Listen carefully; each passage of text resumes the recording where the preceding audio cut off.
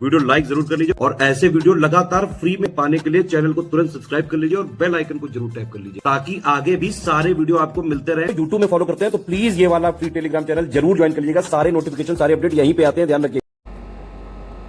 नमस्कार साथियों, स्वागत है आप सभी का स्टेट पीसीएस प्रिपरेशन पे। और यहाँ पर हम पढ़ रहे हैं उत्तराखंड पीसीएस के लिए जियोग्राफी को, जो कि है 11th क्लास की। तो 11th क्लास की जियोग्राफी हम लोग पढ़ रहे हैं यहाँ पे उत्तराखंड पीसीएस 2026 के लिए, क्योंकि 2025 का जो प्री एग्ज़ाम है वो हो चुका है।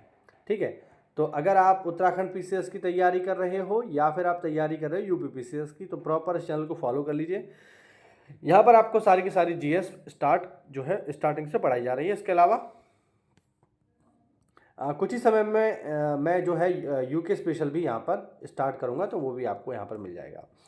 साथियों, अगर आप देखिए यूपी पीसीएस देना चाहते हो जो अक्टूबर में होने वाला है, या फिर उत्तराखंड पीसीएस देना चाहते हो 2026 के लिए, तो आप ज्वाइन कर सकते हो स्टडी फॉर सिविल सर्विसेज को। यहाँ पर आपको सारा का सारा स्टडी मटेरियल, सारे का सारा करंट अफेयर, जीएस, सब कुछ एक ही जगह आपको यहाँ पर जो है बताई जाएगी। और इस स्टडी मटेरियल को आप लेकर के अपनी होल सोल तैयारी कर सकते हो और प्रॉपर फिर आपको कुछ भी बाहर से लेने की आवश्यकता नहीं है। बस एससीएस को ही फॉलो करिए और अपना सिलेक्शन पक्का करिए। चलिए जल्दी से शुरू करते हैं आज का टॉपिक। आज का हमारा टॉपिक रहने वाला है महासागरों और महाद्वीपों का वितरण। इससे पहले की क्लास में हमने भूकंप वगैरह के बारे में ये सारी चीज़ें हमने जो है पढ़ ली थी, आपको याद होगा। ठीक है, देखिए क्लासेस में थोड़ा सा मैं आपको बता दूं, क्लासेस में थोड़ा सा गैप हो जाता है बीच बीच में, क्योंकि मैं ऑलरेडी गवर्नमेंट जॉब में हूं, मैं ग्राम विकास अधिकारी हूं। और ऐसे में समय थोड़ा कम रहता है क्योंकि मीटिंग्स वगैरह बहुत होती है हम लोगों की। जो लोग गवर्नमेंट जॉब में हैं और थोड़ा सा पब्लिक डीलिंग करते हैं उन्हें पता होगा कि बहुत सारी मीटिंग्स वगैरह होती हैं, फिर कुछ काम भी करने होते हैं, तो इस वजह से समय थोड़ा कम मिल पाता है। लेकिन फिर भी मैं प्रयास करता हूं कि जो है ज़्यादा से ज़्यादा मैं आप लोगों के लिए समय निकालूं। लेकिन थोड़ा सा आप लोग भी सपोर्ट करिए, क्योंकि जब आप लोग नौकरी में आ जाएंगे तब आपको एहसास होगा कि नौकरी के साथ पढ़ाई करना कितना मुश्किल है। लेकिन चलिए कोई नहीं, ये तो समस्याएँ हैं, जीवन में चलती रहती हैं। चलिए शुरू करते हैं टॉपिक। पिछले अध्याय में आपने भूगर्भ के विषय में पढ़ा, यानी धरती के अंदर का जो माल मसाला है वो हमने जाना, भूकंपीय तरंगों के बारे में हमने जाना। आप संसार के मानचित्र से भी परिचित हैं, हमने संसार का मानचित्र देखा है। आप जानते हैं कि पृथ्वी के 29% भाग पर महाद्वीप और बाकी पर महासागर हैं। बिल्कुल सही बात है। महाद्वीपों और महासागरों की अवस्थिति जैसा कि आज मानचित्र पर दिखाई देती है, हमेशा से ऐसी नहीं थी। यानी आज जैसी हमें धरती दिखती है, हमेशा से ऐसी नहीं थी। इसके अतिरिक्त यह भी एक तथ्य है कि आने वाले समय में भी महाद्वीप व महासागरों की स्थिति आज की जैसी नहीं होगी। यानी धरती हमेशा से वैसी नहीं थी जैसी आज दिख रही है, और आगे भी ऐसी नहीं होगी, इसमें चेंज आएगा। अगर ऐसा है तो प्रश्न यह है कि पुरा काल में इसकी अवस्थिति कैसी थी, यानी आज से पहले कैसी दिखती थी। इसकी अवस्थिति में परिवर्तन क्यों और कैसे होता है। यदि यह सच है कि महाद्वीप और महासागरों की अवस्थिति में परिवर्तन हुआ है और अभी भी हो रहा है, तो आप ये जानकर आश्चर्यचकित होंगे कि वैज्ञानिक यह सब कैसे जानते हैं। उन्होंने इन महाद्वीपों और महासागरों की पहले की स्थिति का निर्धारण कैसे किया। ये आश्चर्यजनक इसलिए है साथियों, क्योंकि उस समय कोई इंसान तो था नहीं जब ये सब हो रहा था। बात समझ रहे हो ना, ये तो करोड़ों साल पहले की बात है। हम तो अभी अभी जो है कुछ ही करोड़ साल पहले धरती पर आए हैं, तो ऐसे में इंसान तो था नहीं, लेकिन फिर भी इंसान ने पता लगा लिया कि ये सब कैसे हुआ। और इन्हीं सवालों के जवाब इस चैप्टर में हम लोग जानेंगे। पहला जो इसमें सिद्धांत है वो है कॉन्टिनेंटल ड्रिफ्ट थ्योरी, जिसे हिंदी में कहते हैं महाद्वीपीय प्रवाह सिद्धांत। बहुत इंपॉर्टेंट है, इसको हम अच्छे से पढ़ते हैं। देखो, अटलांटिक महासागरीय तटरेखा की आकृति को ध्यान से देखें। इस महासागर के दोनों तरफ की तटरेखा में आश्चर्यजनक सममिति यानी सिमेट्री है। चलिए मैं आपको दिखाई देता हूँ। चलिए यह है हमारा प्यारा भारत, आप देख सकते हैं, ये हमारी प्यारी धरती है। अब बात कर रहा है अटलांटिक महासागर की, तो इस क्षेत्र की बात कर रहा है। ठीक है, मे भी आपको दिखाई दे रहा होगा। अब यहाँ पर कुछ चीज़ आप जैसे नोटिस करिए। देखो, अब आप इस पूरे क्षेत्र को नोटिस करिए। ये पूरा क्षेत्र अटलांटिक महासागर है जो एस शेप में यहाँ पर बना हुआ है। अब यहाँ पर आप नोटिस ये करिए कि देखो, ये हिस्सा यहाँ से टूटा हुआ है और ये हिस्सा यहाँ पर उभरा हुआ है। यानी अगर आप इन दोनों हिस्सों को आपस में मिलाओगे ना, तो ये दोनों आपस में जुड़ जाएंगे। यही समझाने का प्रयास यहाँ पर किया गया है। ये देखो, अगर आप इस हिस्से को आगे बढ़ाते हुए इस वाले हिस्से से जोड़ोगे तो ये पूरा का पूरा सेट हो जाएगा। इसी सिमेट्री की बात वो वहाँ पर कर रहा है। आई बात समझ में? चलिए ठीक है, इसी को कह रहा है ये आश्चर्यजनक सम्मिति है। इसी समानता के कारण बहुत से वैज्ञानिकों ने दक्षिण व उत्तर अमेरिका तथा यूरोप व अफ्रीका के एक साथ जुड़े होने की संभावना को व्यक्त किया। विज्ञान के इतिहास के ज्ञात अभिलेखों से पता चलता है कि सन 1596 में एक डच मानचित्रवेत्ता मतलब जो मानचित्र का अध्ययन करते हैं उनको बोलते हैं, अब्राहम ऑर्टेलियस ने सर्वप्रथम इस संभावना को व्यक्त किया था। क्या व्यक्त किया था? कि यूरोप तथा अफ्रीका आपस में जुड़े हो सकते हैं और उत्तरी अमेरिका और दक्षिण अमेरिका आपस में जुड़े हो सकते हैं। तो ये पेपर पूछ लेगा कि सबसे पहले किस व्यक्ति ने इस बात को जो है सोचा, या किस व्यक्ति ने ये सबसे पहले विचार किया कि ये सब महाद्वीप जो है यूरोप, अफ्रीका, उत्तरी अमेरिका, दक्षिण अमेरिका आपस में जुड़े हो सकते हैं। तो आप इसका आंसर करेंगे अब्राहम ऑर्टेलियस। ठीक है, पेपर में आ सकता है।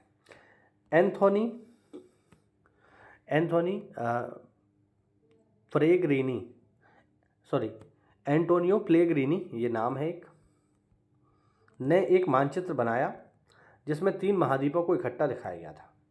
जर्मन मौसमविद अल्फ्रेड वैगनर ने महाद्वीपीय विस्थापन का सिद्धांत कॉन्टिनेंटल ड्रिफ्ट थ्योरी, इंपॉर्टेंट है, ध्यान रखना, 1912 में प्रस्तावित किया। जो हेडिंग है उसका आंसर क्या है कि महाद्वीपीय विस्थापन का सिद्धांत किसने दिया? तो आप आंसर करोगे अल्फ्रेड वैगनर ने 1912 में। यह सिद्धांत महाद्वीप तथा महासागरों के वितरण से ही संबंधित था। इस सिद्धांत की आधारभूत संकल्पना, देखिए शब्द बहुत महत्वपूर्ण है, शब्द है संकल्पना। अब ये कोई सिद्धांत नहीं है, संकल्पना है। संकल्पना मतलब हाइपोथेसिस। हाइपोथेसिस क्या होता है? देखिए, जब तक आप शब्दों का अर्थ नहीं जानोगे तब तक आपको किसी विषय की गहन जानकारी नहीं हो पाएगी। और खासकर जब आप पीसीएस जैसे एग्ज़ाम की तैयारी कर रहे हो, जहाँ पर मेंस होगा और मेंस में आपको लिखना पड़ेगा, तो फिर ऐसे में आपको शब्दों का मतलब भी समझ में आना चाहिए, तभी आप बेहतर ढंग से तैयारी कर पाओगे। संकल्पना का मतलब होता है हाइपोथेसिस। हाइपोथेसिस मतलब हम ऐसी कल्पना करते हैं कि ऐसा हुआ होगा, क्योंकि जिस समय ये हो रहा था क्या उस समय कोई इंसान धरती पर मौजूद था? इसका जवाब है नहीं। अगर होता भी तो वो इसको रिकॉर्ड कैसे कर पाता? ये तो करोड़ों साल में चलने वाली प्रक्रिया है, कोई एक रात में थोड़ी हो गया। तो इस वजह से केवल हम इसका जो है संकल्पना ही कर सकते हैं। हम कल्पना के आधार पर ही इसको सिद्ध करने का प्रयास कर सकते हैं, क्योंकि इसका हमारे पास कोई डायरेक्ट प्रूफ मौजूद नहीं है जो ये सिद्ध कर दे कि हाँ जो भी कह रहे हैं सही कह रहे हैं। इसीलिए इसको कहा जा रहा है संकल्पना। बात समझ में आ रही है? जैसे हम एक और संकल्पना की बात करते हैं, बिग बैंग, तो वो भी एक संकल्पना है, क्योंकि जिस समय ब्रह्मांड बना उस समय कोई इंसान मौजूद नहीं था इस चीज़ को रिकॉर्ड करने के लिए। तो आधारभूत संकल्पना यह थी कि सभी महाद्वीप एक अकेले भूखंड से जुड़े हुए थे। वैगनर के अनुसार आज भी सभी महाद्वीप इस भूखंड के भाग थे, मतलब आज के सभी महाद्वीप इस भूखंड के भाग थे तथा एक बड़े महासागर से घिरा हुआ था। उनका कहना था कि जैसे आज हमें धरती अलग अलग दिखाई दे रही है, धरती के अलग अलग हिस्से दिखते हैं, कहीं एशिया है, कहीं अफ्रीका है, ऐसा स्टार्टिंग में नहीं था, सारा कुछ एक ही था। और जो हमें अलग अलग महासागर दिखाई दे रहे हैं वैसा भी कुछ नहीं था, केवल एक ही महासागर था। तो जो एक बड़ा महाद्वीप था इसको उन्होंने नाम दिया पेंजिया। उन्होंने कहा जो एक ज़मीन का बड़ा टुकड़ा था वो पेंजिया था, और जो उसके चारों ओर पानी था, जो विशाल महासागर था, उसको उन्होंने कहा पेंथिलासा। ठीक है, ये नाम आपको याद रखना है। पेंथिलासा का अर्थ है जल ही जल। वैगनर के तर्क के अनुसार लगभग 20 करोड़ साल पहले इस बड़े महाद्वीप पेंजिया का विभाजन आरंभ हो गया, यानी ये टूटना स्टार्ट हो गया। यानी जो बड़ा एक टुकड़ा था वो धीरे धीरे टूटने लगा और 2 बड़े हिस्सों में टूटा। ठीक है, पेंजिया पहले 2 बड़े महाद्वीपीय पिंडों लॉरेशिया और गोंडवाना लैंड में टूटा। ये आपको ध्यान रखना है कि जब इसका विभाजन हुआ तो ये 2 हिस्सों में टूटा। ऊपर वाला हिस्सा जो था वो कहलाया लॉरेशिया और जो नीचे वाला हिस्सा था वो कहलाया गोंडवाना लैंड।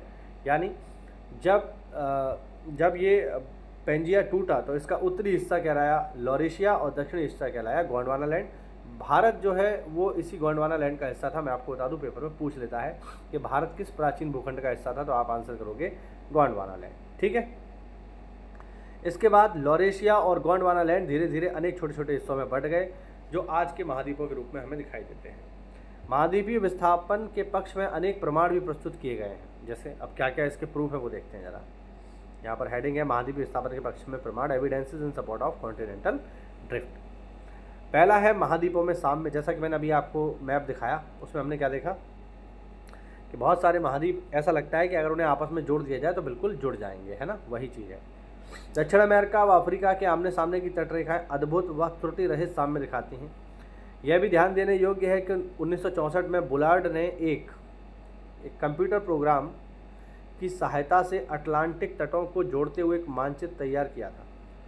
तटों का यह साम्य बिल्कुल सही सिद्ध हुआ। यानी अभी जो हमने देखा था ना, इस तरफ था दक्षिण अमेरिका और इस तरफ था हमारा अफ्रीका, तो ये दोनों बिल्कुल आपस में जुड़े हुए थे। साम्य बिठाने की यह कोशिश आज की तटरेखा से 1000 फैदम की गहराई पर जो है 1000 फैदम की गहराई की तटरेखा के साथ की गई थी। अब 1000 फैदम की गहराई के साथ ही क्यों की गई? क्योंकि आज का जो जल स्तर है वो बढ़ा हुआ है ग्लोबल वार्मिंग की वजह से। लेकिन उस समय में क्या ग्लोबल वार्मिंग थी? नहीं थी, तो इस वजह से जल स्तर नीचे था, इसीलिए गहराई से किया गया। दूसरा है यहाँ पर महासागरों के पार चट्टानों की आयु में समानता, यानी अफ्रीका और और दक्षिणी अमेरिका जो महाद्वीप है, इनकी चट्टानों में काफ़ी समानता मिलती है, यहाँ बताना चाह रहा है। आधुनिक समय में विकसित की गई रेडियोमेट्रिक काल निर्धारण विधि से महासागरों के पार महाद्वीपों की चट्टानों के निर्माण के समय को सरलता से जाना जा सकता है। 200 करोड़ वर्ष प्राचीन शैल समूहों की एक पट्टी ब्राज़ील तट यानी दक्षिण अमेरिका और पश्चिमी अफ्रीका के तट पर मिलती है। यानी अफ्रीका और दक्षिण अमेरिका आपस में काफ़ी मिलते जुलते हैं, जो आपस में मेल खाती है। दक्षिण अमेरिका व अफ्रीका की तटरेखा के साथ पाए जाने वाले आरंभिक समुद्री निक्षेप जुरेसिक काल के हैं। इससे यह पता चलता है कि इस समय से पहले महासागर की उपस्थिति वहाँ नहीं थी। ठीक है, दूसरा प्रूफ देखते हैं। टिलाइट, ये इंपॉर्टेंट है। टिलाइट वे अवसादी चट्टानें हैं जो हिमानी निक्षेपण से निर्मित होती हैं। भारत में पाए जाने वाले गोंडवाना श्रेणी के तलछटों के प्रतिरूप दक्षिण गोलार्ध के 6 विभिन्न स्थल खंडों में मिलते हैं। गोंडवाना श्रेणी के आधार तल में घने टिलाइट हैं जो विस्तृत व लंबे समय तक हिम आवरण या हिमाच्छादन की ओर इंगित करते हैं। यानी टिलाइट वहीं बनता है जहां पर बर्फ जमा रही हो बहुत लंबे समय तक। ठीक है, और चूंकि गोंडवाना लैंड में ये मिल रहा है, इसका मतलब ये है कि गोंडवाना लैंड कभी बर्फ से घिरा हुआ था। इस क्रम के प्रतिरूप भारत के अतिरिक्त अफ्रीका, फॉकलैंड द्वीप समूह, मेडागास्कर, अंटार्कटिक और ऑस्ट्रेलिया में मिलते हैं। गोंडवाना श्रेणी के तलछटों की यह समानता स्पष्ट करती है कि इन स्थलखंडों के इतिहास में समानता रही है। हिमानी निर्मित टिलाइट चट्टानें पुरातन जलवायु और महाद्वीपों के विस्थापन के स्पष्ट प्रमाण प्रस्तुत करते हैं। यानी अगर देखो हमारे यहाँ पे टिलाइट पाया जा रहा है, अफ्रीका में भी पाया जा रहा है, फॉकलैंड में भी पाया जा रहा है, मेडागास्कर में, अंटार्कटिका में और ऑस्ट्रेलिया में। आज के समय के हिसाब से तो ये बहुत दूर दूर है, कहाँ अफ्रीका, कहाँ इंडिया, कहाँ ऑस्ट्रेलिया, कहाँ अंटार्कटिका। लेकिन प्राचीन काल में ये सब एक ही जगह थे और एक ही जगह थे, इसलिए इन सभी जगहों पे टिलाइट हमें मिल रहा है। और चूंकि सभी जगहों पे टिलाइट मिल रहा है, ये इस बात की पुष्टि कर देते हैं कि प्राचीन काल में ये सब एक ही जगह मौजूद थे। अगला है प्लासर निक्षेप, प्लासर डिपॉजिट। घाना तट पर सोने के बड़े बड़े निक्षेपों की उपस्थिति व उद्गम चट्टानों की अनुपस्थिति एक आश्चर्यजनक तथ्य है। यानी घाना तट पर सोने के बड़े बड़े निक्षेप पाए जाते हैं और उद्गम चट्टानें यानी जहाँ से निकल रहे हैं वो नहीं पाए जाते। सोना युक्त शिराएँ ब्राज़ील में पाई जाती हैं। यानी जो सोना युक्त शिराएँ हैं वो पाई जा रही हैं ब्राज़ील में, लेकिन सोना कहाँ पाया जा रहा है? वो घाना में पाया जा रहा है। अतः यह स्पष्ट है कि घाना में मिलने वाले सोने के निक्षेप ब्राज़ील पठार से उस समय निकले होंगे जब ये आपस में जुड़े थे। यानी जो सोने का सोर्स होना चाहिए वो सोर्स वहाँ नहीं है। कहाँ? घाना में। वो सोर्स कहाँ पर है? वो सोर्स है ब्राज़ील में। जबकि सोना इकट्ठा कहाँ हो गया? इकट्ठा घाना में हो गया है। इसका मतलब ये है कि किसी समय में ब्राज़ील और घाना एक ही जगह मौजूद थे, इसीलिए ब्राज़ील में उसके सोर्स हैं और घाना में वो इकट्ठा हो गया। लेकिन जब ये अलग हुए तो सोर्स अलग हो गया और सोना अलग हो गया, इसीलिए सोर्स रह गया ब्राज़ील में और सोना आ गया घाना में। तो ये भी हमें जो है यहाँ पे पता चलता है कि ये किसी न किसी समय पर एक ही जगह रहे होंगे। आगे देखो, आगे है जीवाश्मों का वितरण, डिस्ट्रीब्यूशन ऑफ फॉसिल्स। यदि समुद्री अवरोधक के दोनों विपरीत किनारों पर जल व स्थल में पाए जाने वाले पौधों व जंतुओं की समान प्रजातियां पाई जाएं, तो उनके वितरण की व्याख्या में समस्याएं उत्पन्न होती हैं। इस प्रेक्षण से कि लेमूर भारत, मेडागास्कर व अफ्रीका में मिलते हैं, कुछ वैज्ञानिकों ने इन तीनों स्थलखंडों को जोड़कर एक सतत स्थलखंड लेमूरिया की उपस्थिति को स्वीकारा। ठीक है, आगे है मेसोसारस नाम के छोटे रेंगने वाले जीव केवल उथले गहरे पानी में ही रह सकते थे। इनकी अस्थियां केवल दक्षिण अफ्रीका के दक्षिणी केप प्रांत और ब्राज़ील के इरावर शैल समूह में ही मिलते हैं। यानी ये जो जीव था मेसोसॉरस, ये कहाँ मिलता था? छोटे रेंगने वाला जीव था जो खारे पानी में, उथले पानी में, उथला मतलब कम गहरा, यहाँ पर मिलता था। आज के समय में इसके जो फॉसिल्स है वो कहाँ कहाँ मिलते हैं? या तो अफ्रीका में मिलते हैं, साउथ अफ्रीका में, या ब्राज़ील में।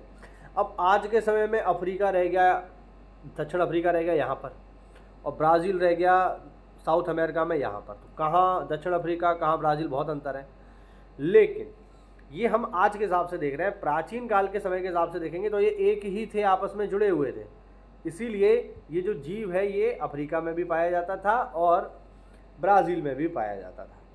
ठीक है, इससे सिद्ध होता है कि ये जगह पहले एक ही थी। और दोनों स्थानों के आज की दूरी कितनी? 4800 किलोमीटर है। बताओ, इसका मतलब ये है कि आज भले दूरी 4800 किलोमीटर है, लेकिन प्राचीन काल में ये एक ही जगह मौजूद थे और इनके बीच एक महासागर विद्यमान जो आज हमें दिखाई दे रहा है वो प्राचीन काल में नहीं था। ठीक है, तो ये चीज़ आपको यहाँ पर समझ लेनी है। ठीक, चलिए आगे देखते हैं थोड़ा सा। प्रवाह संबंधी बल, फोर्स ऑफ ड्रिफ्टिंग। अब ये तो हमने पढ़ लिया कि भाई जो है, जो कॉन्टिनेंटल ड्रिफ्ट है ये हो रहा है ना, महाद्वीप जो है एक दूसरे से दूर जा रहे हैं। लेकिन इसके कारण क्या है वो देखते हैं। तो वैगनर ने वो कारण भी बताया। वैगनर के अनुसार महाद्वीपीय विस्थापन के दो कारण थे। पहला, पोलर या ध्रुवीय फ्लाइंग बल, पोलर फ्लीइंग फोर्स, और दूसरा ज्वारीय बल यानी टाइडल फोर्स। ध्रुवीय फ्लाइंग बल पृथ्वी के घूर्णन से संबंधित है, यानी पृथ्वी जब घूमती है तो उस पर मौजूद सभी चीज़ों पर बल लगता है। आप जैसे जानते हैं कि पृथ्वी की आकृति एक संपूर्ण गोले जैसी नहीं है, बल्कि यह भूमध्य रेखा पर उभरी हुई है और यह उभार पृथ्वी के घूर्णन के कारण ही है। भाई सही बात है, जब कोई चीज़ घूमती है तो बाहर की ओर बल लगता है। ठीक है, दूसरा बल है जो वैगनर महोदय ने सुझाया, वह है ज्वारीय बल, जो सूर्य और चंद्रमा के आकर्षण से संबंधित है, जिससे महासागरों में ज्वार पैदा होते हैं। वैगनर ने माना था कि करोड़ों वर्षों के दौरान यह बल प्रभावशाली होकर विस्थापन के लिए सक्षम हो गया। यद्यपि बहुत से वैज्ञानिक इन दोनों ही बलों को महाद्वीपीय विस्थापन के लिए सर्वथा अपर्याप्त समझते हैं।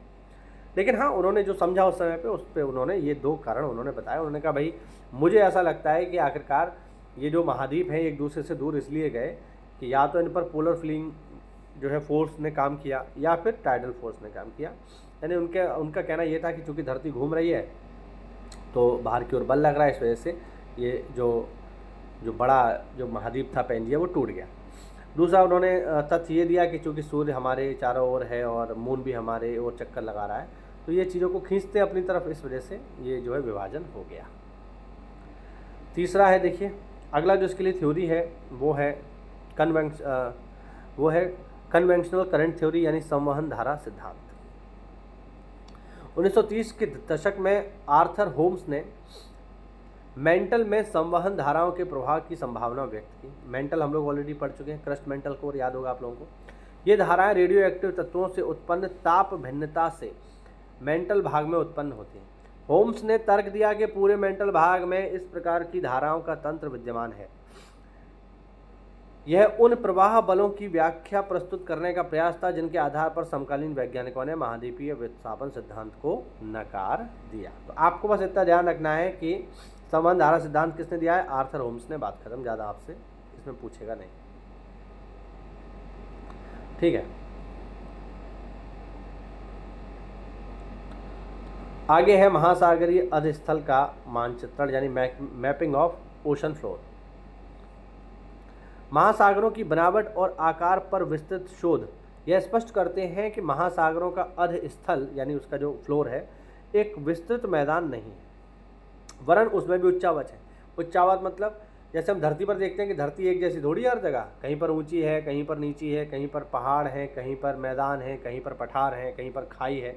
वो सब आपको महासागरों में भी मिलता है।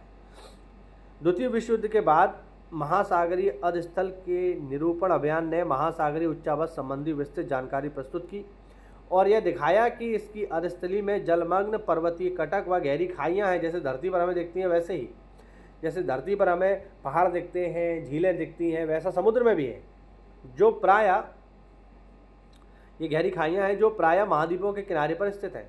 मध्य महासागरी कटक, याद होगा मैंने आपको लास्ट वीडियो में दिखाया था अटलांटिक महासागर में।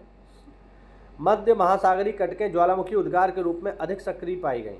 महासागरी परपटी की चट्टानों के काल निर्धारण ने यह तथ्य स्पष्ट कर दिया कि महासागरों के नितल की चट्टानें महाद्वीपीय भागों में पाई जाने वाली चट्टानों की अपेक्षा नवीन है। बात समझ रहे हो? हाँ, एक बार फिर से पढ़ देता हूँ। महासागरों के नितल की चट्टानें महाद्वीपीय भागों में पाई जाने वाली चट्टानों की अपेक्षा नहीं है, यानी धरती के ऊपर जो चट्टानें पाई जा रही हैं वो नई है, ठीक है, और मतलब सॉरी, जो धरती के ऊपर चट्टानें पाई जा रही हैं वो पुरानी हैं, और जो धरती के नीचे पाई जा रही हैं वो नई हैं।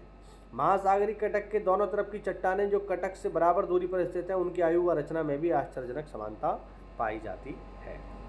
ठीक है, चलिए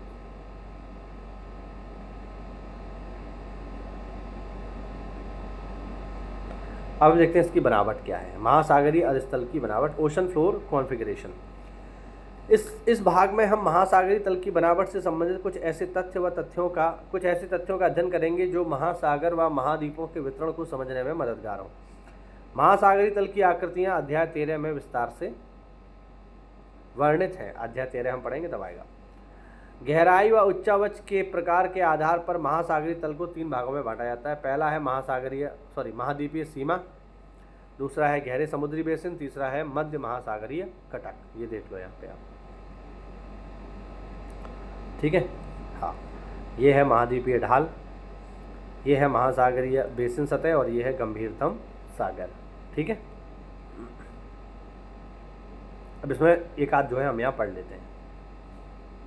पहला है महासागरीय सीमा, कॉन्टिनेंटल मार्जिन्स। ये महाद्वीपीय किनारों और गहरे समुद्री बेसिन के बीच का भाग है। यानी महाद्वीपीय किनारे और गहरे समुद्री बेसिन के बीच का भाग क्या कहलाता है? महाद्वीपीय सीमा। इसमें महाद्वीपीय मग्न तट, महाद्वीपीय ढाल और महाद्वीपीय उभार और गहरी महासागरीय खाइयाँ आदि शामिल है। महासागरों व महाद्वीपों के वितरण को समझने के लिए गहरी महासागरीय खाइयों के क्षेत्र विशेष महत्वपूर्ण और रोचक है। फिर है वितलीय मैदान, ठीक है, एबैसल प्लेन्स।